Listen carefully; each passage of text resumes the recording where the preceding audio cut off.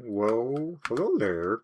And you'll see that I am not at my desk today. I am not at a competition today. Instead, we are in the virtual world of Hypixel, and that's just because I want to play Minecraft and talk about my experience with Clock. So my Clock journey is one that has spanned the past many years at this point. Well, maybe not many for some people. So I'm talking about 2018 up until the present day, which according to Hypixel is August 16th, 2026. And we likely won't be people right now, so whatever. So in 2018, my interactions with Clock started when at the time I hated Clock because that's what all the cool people did. So I thought like I'll just give my friend a joke birthday present and it'll be the Ningao clock.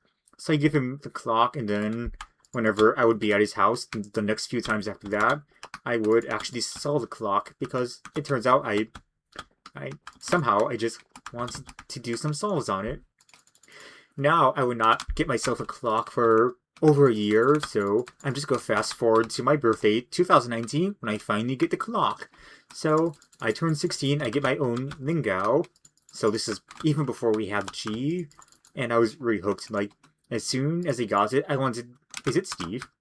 I wanted to lubricate it and grind the event. Oh shoot! So I lubricate my clock, and it feels really good, and I grind the event. So I don't remember how long it took me to be sub 10, maybe a month? But anyway, I felt like I was improving quickly, so that was one thing that made me really excited about the event. And also I realized, you're concerning me, I realized that I think I'm improving quickly. Like, it's already becoming one of my better events, and I've been practicing for only a month, so I'm excited. Eventually, in 2020, I would have a competition with Clock. So it's February in Peoria, and the results were terrible. First round, I got an average. I remember telling Tibbet, like, you would think that I fake my solves if you saw this average I got. So that's how bad it was. One of the things that happened in that competition was the pins on my Lingao started falling down. I don't know why that had to happen for the first time ever on competition day. Now that's really bad because imagine if like your pins were just halfway up, halfway down in the middle of your solves, and it got really bad to the point where in finals I had to ask someone to borrow their clock. So I'm gonna give a shout out right now to Carson Claude, who let me borrow his Rubik's. Now the average in finals was even worse than my already terrible average in round 1, but I got a decent PR single, a sub 7, so I'll take that. There was this very funny thing that happened where during clock finals, you know, the Ancient Empor's clock that Cubicle had, that really huge one? Here we go.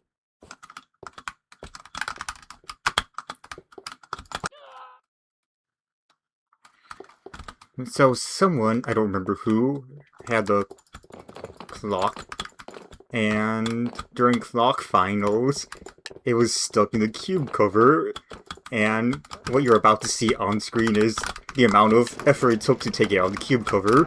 So I'm gonna have that play, and afterwards you'll see how that turned out. It is unfortunate, and the cubicle did replace the broken frame, so that was good. So I was getting really good at clock in the next few months. So March, April, May, like I was averaging about sub 8 or 8 seconds at that point. But the fun part was that I would get a sub 7 average, like once, twice, thrice a day. So back in that day, a sub 7 average is top 100 in the world. So you got to understand, I want to be top 100 in something in cubing. And, well, I was getting to that level a few times per day, so that made me really excited, and at that point, I knew, like, clock is one of my favorite events. Is this gonna work? So, even though it was one of my favorite events, I lost interest in it, like, over the summer months, and that's just because I found other events more appealing to practice, so whatever.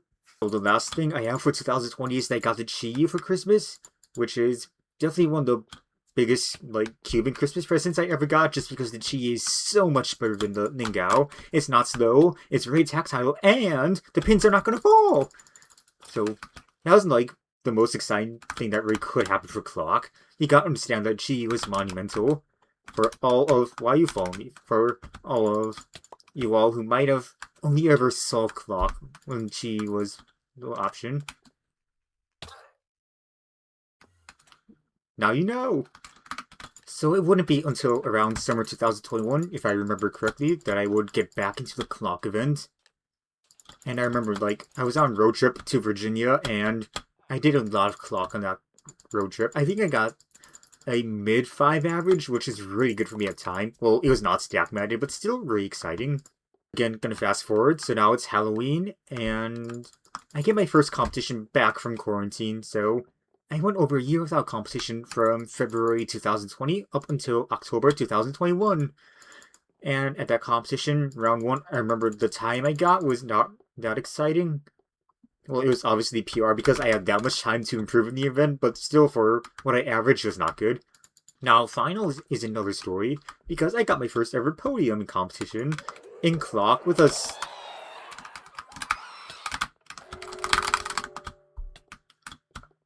Oh my.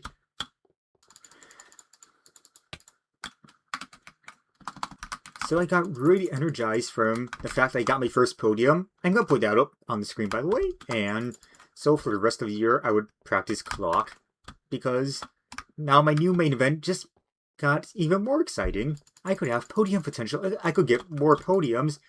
And I think it was top 110 in the world, the average I got. So, like, I also have potential to be a high-ranking cuber for the first time ever. And the fact that I got this good at my first competition since quarantine showed me that I had huge potential for the next few years. Well, we'll see how long that potential lasts, because in 2022 I would have a hard time with getting good Clock averages. So I averaged sub 7, but I had this huge mental barrier where I would just barely ever get sub 7 averages. Oh, someone wants a shout out. Cool. So 2022 is not a super remarkable year for Clock. So in June I get my first sub 5 Clock average. Sorry, not average, single. So what happened was I DNF'd that average. So that was annoying at the moment, but also at the same time I realized, like, well, I have nothing else to lose. Like, I DNF'd the average. I can't make finals. I can't get a PR average. So I'm just gonna have fun for the rest of my solves. I'm just gonna so I have fun, and I successfully did that because I got my PR single, the sub 5. That also put me third in the state in Illinois, only behind Jake Buckley and Carter Thomas. Now you have to understand that Illinois is, like, one of the best Clock states at the time. Actually, I'm gonna say the best at the time. So being third in the state actually was very exciting. Now, of course, I still struggle with getting a good average, especially something sub mid-6, so it's not until October, again, almost Halloween time, where I get my first, well, not sub 6, 6.23 average. And at that moment, I finally broke that mental barrier that I have been struggling with for, at this point, a year. Also in 2022, I started college, so now, unlike most people I heard about, I did not really lose any time to practice during college. I don't know, if I just managed my time well, or if I don't know, I made it work somehow. So I would tell people, like, that I know how to solve cubes, because that is one really fun and easy way to stand out from people, and gives you something memorable, so that's awesome. So I would teach one of my RAs how to solve the Clock, and eventually someone else who would eventually become my roommate, so you should like and subscribe to him.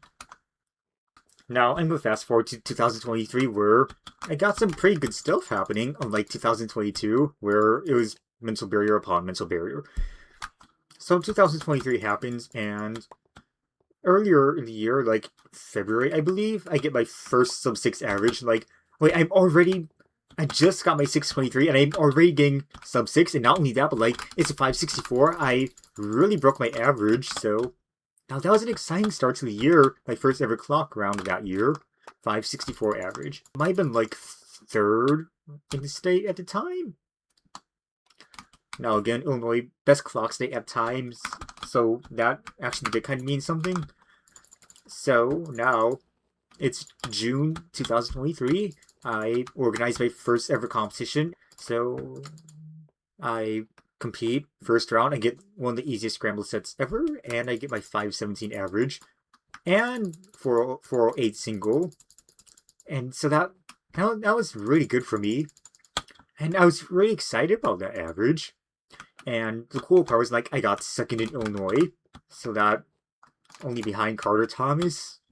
So now, well, something unfortunate did still happen. Something unfortunate did happen, and that was Nationals 2023. So even though I got a mid-5 average, I believe, in round 2, which was still very good for me, I missed out finals, because top 20 was finals. I was 21st. I only had to be 0.02 seconds faster on my average to get to finals, and I really could have done that, because on one of my solves, I was fumbling, like, in inspection. I planned on doing, like, a ZX flip, but during the solve, I think I just wanted to do a simple X2 or Y2, so I was kind of fumbling, like, which one do I do, and that cost me enough time where it kicked me out of finals. Still, though, having finals potential was exciting. Now, for the rest of 2023, I wouldn't really have super remarkable PRs. Well, again, because my 408, 517 were both super good. Now, I did start picking up 7 Simul, because 7 Simul was taking off, and as a serious clock solver, that's what I had to do if I wanted to stay good at the event. So I learned 7 Simul, and so in November 2023, 2 pretty silly things happened, both in the same competition. First off, this timer stop. I'll just show you what it looks like on the screen. Second of all, so I'm not going to say invented this method. It's more that I derived this method from Tommy's pin order. So what you do first is you take the reverse of Tommy's pin order, which I'm going to call the Jules Graham pin order. And are we friends? So I take that, and then I do the first 4 moves the same way. Now for the next moves after the AUF, the slash. After the slash, I'm gonna do a Z2 rotation. It's a joke method. It's stupid. It's a joke method. I did wipe, and I'm very confident is the first solve in competition with a Z2 flip. And, well, of course, I mean, I don't want to get intentionally dumb solves, so I just never did that again. 2024, I organized a competition. It's DuPage Winter 2024, and yeah, I DNF for 344 single, off by just 1 tick at the end, which is very unfortunate. And to this day, I still don't have a sub 4 single. Not that I really care much, just because I'm not into clock anymore. Something important to know is that winter would be the last time I ever practiced clock seriously, because after that I just really would not be interested in the event anymore. Have much else to do for 2024. I did get one more podium at the end of the year, so that's cool. So 2025, I have this on camera where I almost get a sub 4 single, misturned on the last move, so I had to drop the clock but then pick it up and do the last move. And that's really it for 2025. 2026, I get what's going to be my last ever podium in clock. I went to Alaska for a vacation. There happened to be a competition, so that was very fun. So I get 3rd in clock, just behind Trenton Kuzik and Shane. June 24th, the WCA announces that they're removing clock and they're adding FTO. That's my very brief journey with clock from 2018 up until the modern day. I hope you enjoyed this. Let me know if I could maybe do some more Minecraft and commentary. We'll see if I have another idea for what to discuss, and, well, I'll see you in the next video.